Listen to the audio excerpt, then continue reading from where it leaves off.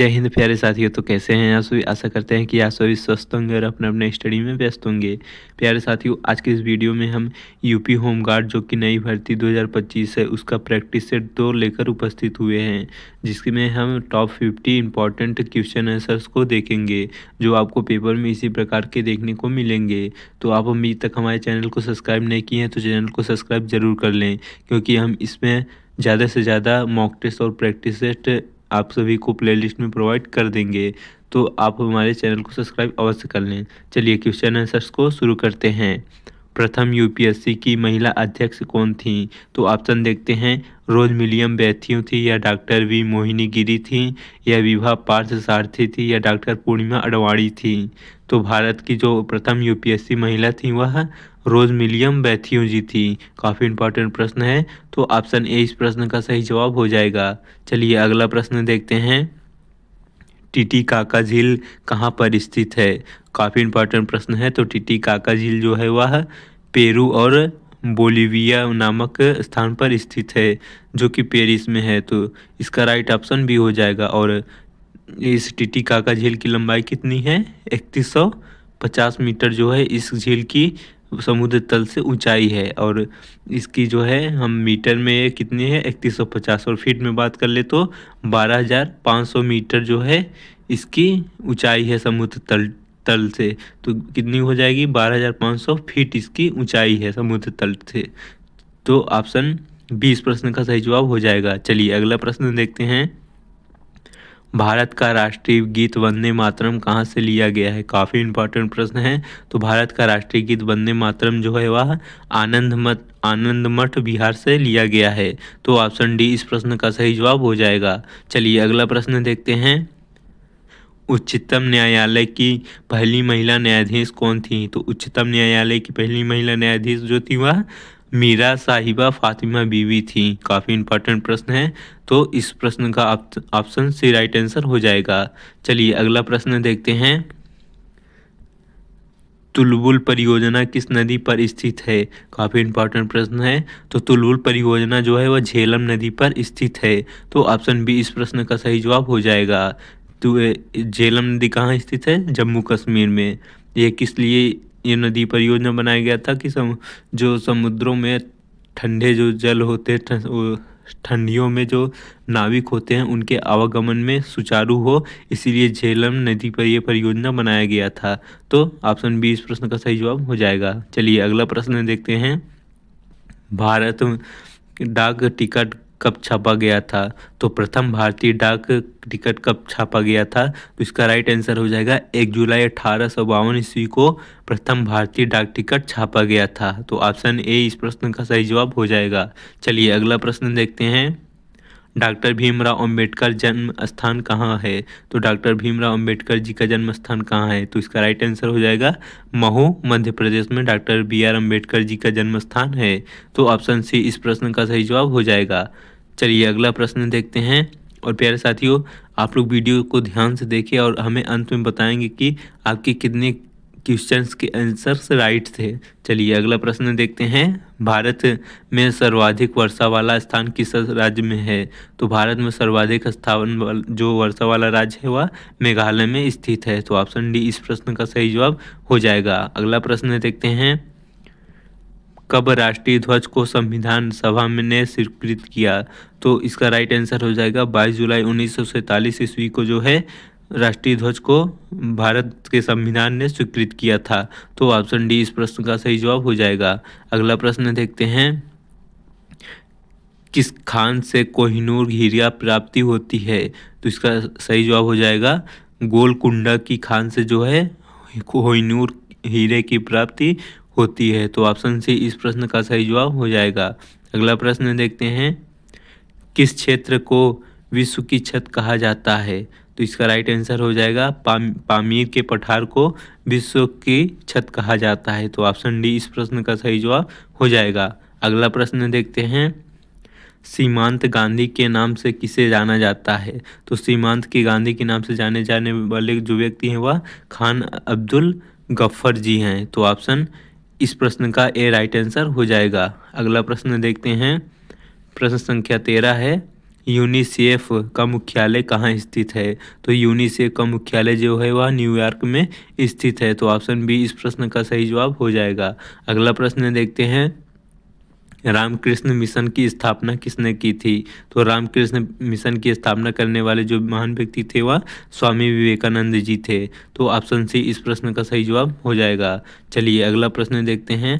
प्रश्न संख्या 15 है, किस देश में को उगते हुए सूरज की भूमि कहा जाता है? तो इसका सही जवाब हो जाएगा, जापान को उगते हुए सूरज की भूमि कहा जाता है। तो ऑप्शन बी इस प्रश्न का सही जवाब हो जाएगा। अगला प्रश्न देखते हैं। प्रश्न संख्या 16 है, भारत छोड़ो आंदोलन की शुरुआत कब हुई? काफी इंपॉर्टेंट प्रश्न है, आंदोलन से एक प्रश्न जरूर पूछ सकता है। तो भारत छोड़ो आंदोलन की शुरुआत जो हुई थी वह 8 अगस्त 1942 को हुई थी। तो ऑप्शन डी इस प्रश्न का सही जवाब हो जाएगा। अगला प्रश्न देखते हैं, भारत में सफ़ेद क्रांति का जनक कौन है? तो भारत में जो सफ़ेद क्रांति है उसके जनक जो थी वह डॉक्टर वर्गीज कुरियन जी थे। तो सफ़ेद क्रांति किससे संबंधित है? तो वह दूध से संबंधित है सफ़ेद क्रांति। तो इसके जनक कौन थे? डॉक्टर वर्गीज कुरियन। तो ऑप्शन बी इस प्रश्न का सही जवाब हो जाएगा। अगला प्रश्न देखते हैं, लोकसभा का सदस्य बनने के लिए कितनी आयु होनी चाहिए? तो लोकसभा का सदस्य बनने के लिए आपकी न्यूनतम आयु 25 वर्ष होनी चाहिए। तो ऑप्शन ए इस प्रश्न का सही जवाब हो जाएगा। अगला प्रश्न देखते हैं, कौन सा भारत का राष्ट्रीय जलीय जीव है? तो भारत का राष्ट्रीय जलीय जीव कौन सा है? गंगा डॉल्फिन। तो ऑप्शन सी इस प्रश्न का सही जवाब हो जाएगा। चलिए अगला प्रश्न देखते हैं। प्रश्न संख्या 20 है, प्रथम क्रिकेट विश्व कप जीतने वाला देश कौन सा है? तो इसका राइट आंसर हो जाएगा, वेस्ट इंडीज जो है प्रथम विश्व कप जीता था। तो ऑप्शन बी इस प्रश्न का सही जवाब हो जाएगा। काफ़ी इंपॉर्टेंट प्रश्न है। चलिए अगला प्रश्न देखते हैं, किस देश की संसद का नाम ड्यूमा है? तो इसका राइट आंसर हो जाएगा, रूस की संसद का नाम जो है वह ड्यूमा है। तो ऑप्शन डी इस प्रश्न का सही जवाब हो जाएगा। अगला प्रश्न देखते हैं, लोकटक झील कहाँ स्थित है? काफ़ी इंपॉर्टेंट प्रश्न है। तो लोकटक झील जो है वह मणिपुर में स्थित है। तो ऑप्शन सी इस प्रश्न का सही जवाब हो जाएगा। अगला प्रश्न देखते हैं, राजतंगड़ी के रचयिता कौन है? तो राजतंगड़ी के रचयिता जो है वह कल्हड़ जी है। तो ऑप्शन सी इस प्रश्न का सही जवाब हो जाएगा। अगला प्रश्न देखते हैं, इतिहास का जनक किसे कहा जाता है? काफ़ी इंपॉर्टेंट प्रश्न है। तो इतिहास के जनक जो हैं वह हेरोडोटस को कहा जाता है। तो ऑप्शन ए इस प्रश्न का सही जवाब हो जाएगा। अगला प्रश्न देखते हैं, कैलकुलेटर का आविष्कार किसने किया था? काफ़ी इंपॉर्टेंट प्रश्न है। तो कैलकुलेटर का आविष्कार करने वाले जो वैज्ञानिक थे वह पास्कल वैज्ञानिक थे। तो ऑप्शन बी इस प्रश्न का सही जवाब हो जाएगा। अगला प्रश्न देखते हैं, कंप्यूटर को हिंदी में क्या कहते हैं? तो कंप्यूटर को हिंदी में संगणक के यंत्र कहा जाता है। तो ऑप्शन सी इस प्रश्न का सही जवाब हो जाएगा। अगला प्रश्न देखते हैं, तत्वबोधिनी सभा के संस्थापक कौन थे? तो तत्वबोधिनी की सभा के संस्थापक जो थे वह देवेंद्रनाथ टैगोर जी थे। तो ऑप्शन डी इस प्रश्न का सही जवाब हो जाएगा। अगला प्रश्न देखते हैं, किसे पंजाब केसरी के नाम से जाना जाता है? तो पंजाब केसरी के नाम से जो है वह लाला लाजपत राय को जाना जाता है। तो ऑप्शन ए इस प्रश्न का राइट आंसर हो जाएगा। चलिए अगला प्रश्न देखते हैं। प्रश्न संख्या 29 है, अंध महाद्वीप किस महाद्वीप को कहा जाता है? तो अंध महाद्वीप जो है वह अफ्रीका महाद्वीप को कहा जाता है। तो ऑप्शन सी डी इस प्रश्न का सही जवाब हो जाएगा। अगला प्रश्न देखते हैं, विश्व की सबसे लंबी पर्वतमाला कौन सी है? तो विश्व की सबसे लंबी पर्वतमाला जो है वह एंडीज पर्वतमाला है। तो ऑप्शन ए इस प्रश्न का सही जवाब हो जाएगा। अगला प्रश्न देखते हैं, उत्तर अमेरिका को एशिया से अलग करती है।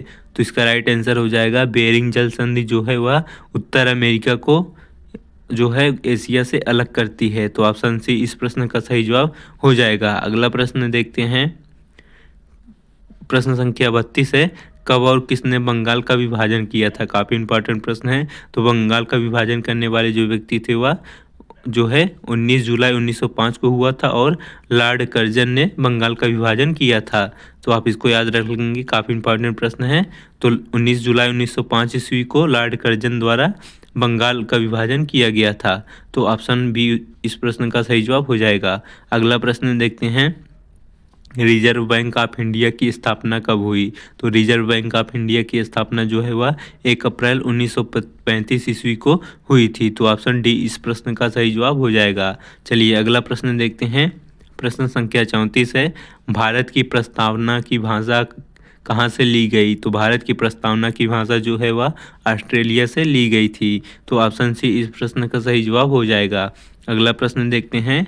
प्रश्न संख्या 35 है, मानव शरीर की सबसे बड़ी हड्डी कौन सी है? तो मानव शरीर की जो सबसे बड़ी हड्डी होती है वह स्टेपीज हड्डी होती है। तो यह मानव शरीर की जांघ में पाई जाती है। तो ऑप्शन ए इस प्रश्न का सही जवाब हो जाएगा। चलिए अगला प्रश्न देखते हैं। गांधी जी ने भारत में सत्याग्रह का प्रथम प्रयोग कहाँ किया? तो गांधी जी ने भारत में सत्याग्रह का प्रथम प्रयोग जो है वह चंपारण में किया था। तो ऑप्शन बी इस प्रश्न का सही जवाब हो जाएगा। चलिए अगला प्रश्न देखते हैं। प्रश्न संख्या 37 है, संस्कृत व्याकरण का जनक किसे कहा जाता है? तो संस्कृत व्याकरण का जनक जो है वह महर्षि पाणिनि को कहा जाता है। तो ऑप्शन सी इस प्रश्न का सही जवाब हो जाएगा। चलिए अगला प्रश्न देखते हैं।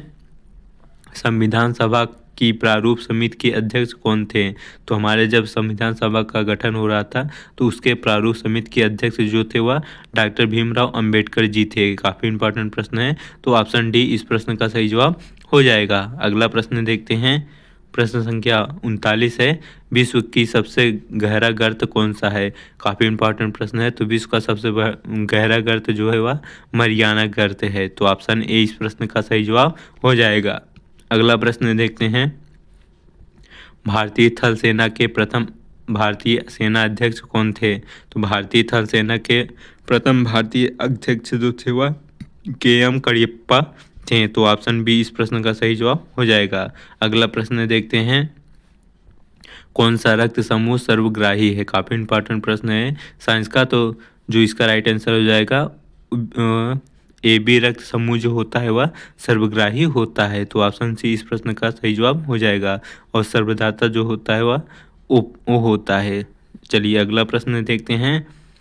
सरदार सरोवर बांध किस नदी पर है? तो सरदार सरोवर बांध जो है वह नर्मदा नदी पर स्थित है। तो ऑप्शन डी इस प्रश्न का सही जवाब हो जाएगा। अगला प्रश्न देखते हैं। प्रथम पंचवर्षीय योजना कब प्रारंभ हुई थी? तो प्रथम पंचवर्षीय योजना जो है वह 1951 ईस्वी को प्रारंभ हुई थी। तो ऑप्शन डी इस प्रश्न का सही जवाब हो जाएगा। चलिए अगला प्रश्न देखते हैं। प्रश्न संख्या 44 है, कौन सा रक्त समूह सर्वदाता होता है? तो इसका राइट आंसर हो जाएगा ओ ग्रुप के जो व्यक्ति होते हैं वो सर्वदाता कहलाते हैं। तो ऑप्शन ए इस प्रश्न का सही जवाब हो जाएगा। चलिए अगला प्रश्न देखते हैं। भारत की सिलिकॉन वैली किसे कहा जाता है? तो भारत की सिलिकॉन वैली जो है वह बेंगलुरु को कहा जाता है। तो ऑप्शन बी इस प्रश्न का सही जवाब हो जाएगा। चलिए अगला प्रश्न देखते हैं। प्रश्न संख्या 46 है, कंडालापंतन कहाँ स्थित है? तो कंडालापंतन जो है वह कच्छ की खाड़ी में स्थित है। तो ऑप्शन सी इस प्रश्न का सही जवाब हो जाएगा। चलिए अगला प्रश्न देखते हैं। प्रश्न संख्या 47 है, किस नदी पर टिहरी बांध का निर्माण किया गया है? तो इसका राइट आंसर हो जाएगा भागीरथी नदी पर टिहरी बांध का निर्माण किया गया है। तो ऑप्शन डी इस प्रश्न का सही जवाब हो जाएगा। अगला प्रश्न देखते हैं। इंदिरा गांधी नहर को किन नदियों से पानी मिलाता है? तो इंदिरा गांधी नहर जो है सतलज नदी के पानी को मिलाता है। तो ऑप्शन ए इस प्रश्न का सही जवाब हो जाएगा। अगला प्रश्न देखते हैं। प्रश्न है, किस नदी पर नागा अर्जुन सागर बांध स्थित है? तो इसका राइट आंसर हो जाएगा कृष्णा नदी पर नागा अर्जुन बांध स्थित है। तो ऑप्शन सी इस प्रश्न का सही जवाब हो जाएगा। चलिए अगला और अंतिम प्रश्न देखते हैं।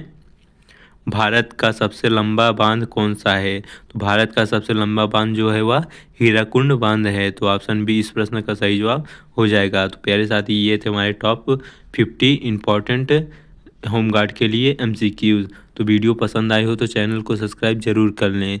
धन्यवाद।